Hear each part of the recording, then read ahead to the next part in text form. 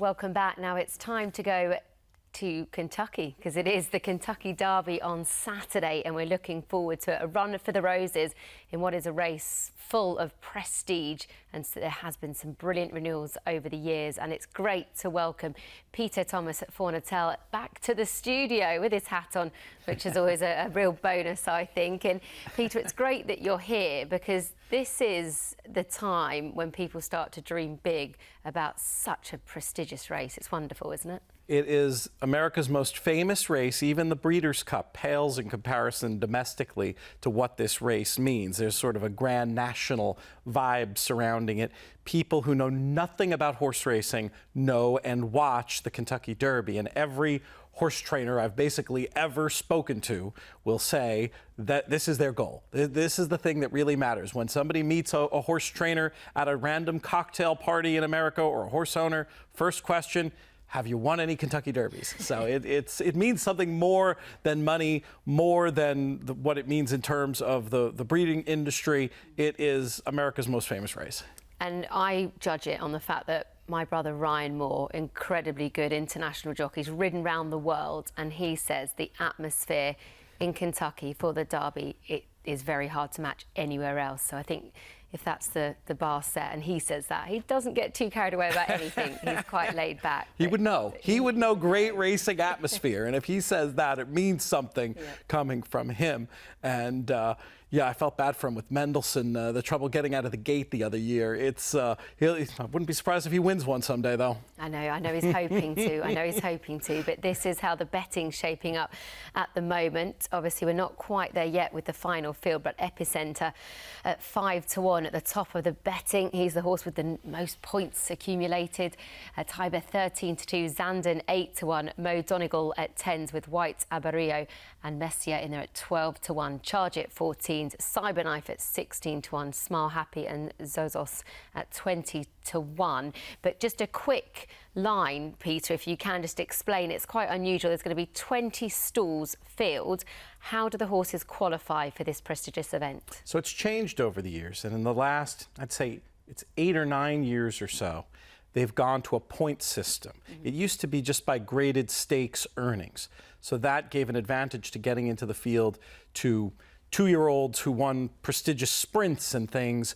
They would have essentially the earnings at that time to get into the Derby. Very often it was a very quickly run race, and there's a lot of famous examples of horses from back then moving too early, trying to catch those stretching out sprinter types and races falling apart in chaotic results. At some point they decided, rather than reward that two-year-old form, that sprint form, they were going to create a series of races where points were earned and the leading point getters would be the ones to get into the field. So there's still something on the order of 27 horses, I think, who are technically being pointed to the race. Only 20 will go, and that's very unusual. The international viewers might not realize that. This is the only 20-horse field you'll see in North America. Typically, fields are capped at 14, sometimes even smaller amounts. So tomorrow we'll have the draw. The 20 horses in the body of the field will get their post positions assigned, the draw essentially, and they'll probably keep 2 on what we call the also eligible list in case there are some defections. Also very unusual this year, we have some major players potentially who haven't said if they're going to go in this race or not. A runner like Morello, who looked the leading contender for this race before having a disappointing prep, and then a runner like Early Voting, who's particularly interesting because he could be part of the pace here. It's been long rumored that Connections are going to wait and they're going to go to the Preakness, a race that Connections have had success with before. The owner's from Baltimore, where the Preakness takes place. So it seems like that's what they're going to do, but they haven't said yet. So there's all these people in 23rd, 24th. They're thinking, hey, maybe we can still get to live our Derby dream. We'll know a lot more come tomorrow when we get that final draw. Okay, so a lot of anticipation at the moment, and that draw obviously very important as well. But we will start by talking about Epicenter, the horse who sits at the top of the point system at the moment, 164 points to his name, and a big bit of purse earning as well. Tell me about this horse. He's a very cool horse. Steve Asmussen trains. Asmussen, the winningest trainer in North American history, does not have a Kentucky Derby to the name. And Epicenter's look the part. I've had shrewd judges tout this horse's chances in this race ever since he came back on the scene at Louisiana this winter. He can lead. Last time he showed a new dimension in stalking and pouncing from off the pace. He's a deserving favorite, but he's a horse that I'm probably going to look to oppose simply because it's a deep race.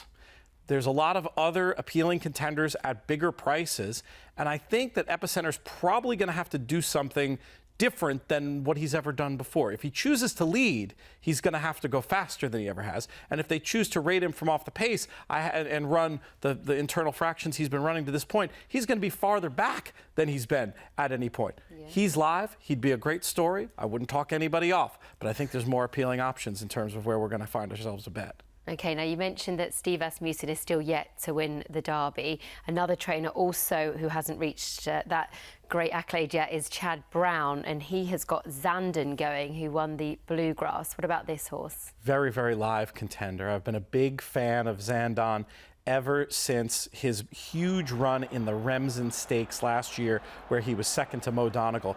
We see him here scything through the field in the Bluegrass Stakes. This was a very impressive effort where he showed a lot of toughness, so taking the bump there, and some horses get discouraged when that happens. It seemed to light Zandon up in a good way, and he started finishing with alacrity and got to the wire first. Every year there's one horse at Churchill Downs who puts in a workout that gets everybody talking. This is the one. Zandon's the horse who had that workout this year. I wouldn't be surprised if he ends up going very close in price to Epicenter, and while he's going to need a pace to run at, I prefer him. I think the 8-1 on him might be the best, strictly speaking, value in terms of overlay on the board right now, though he remains my second choice personally. OK, well, we'll yet to reveal your first choice, but Zandon might represent a bit of value.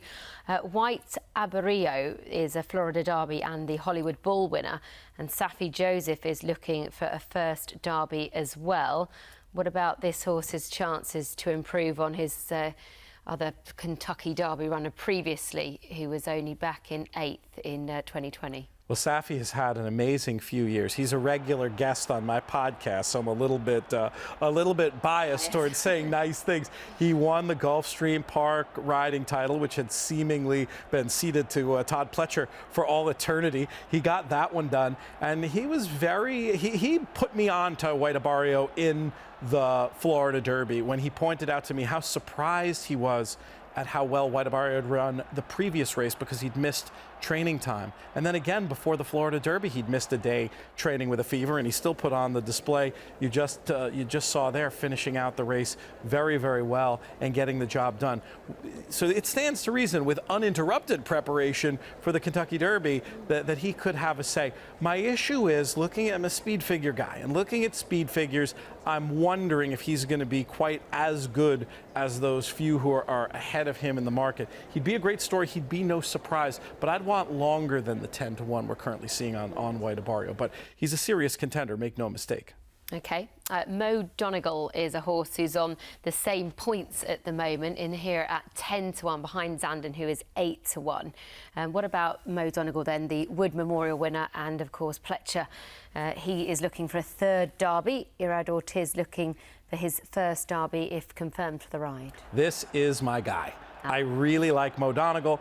This is the horse that won the Remsen in that tough battle with Zandon back last November. He comes back here in the Wood Memorial, and this effort is better than it looks. I mean, it looks pretty good. But when you look back at the pace of this race, very evenly run race, should have favored a front runner like early voting. Meanwhile, Mo Donegal out the back.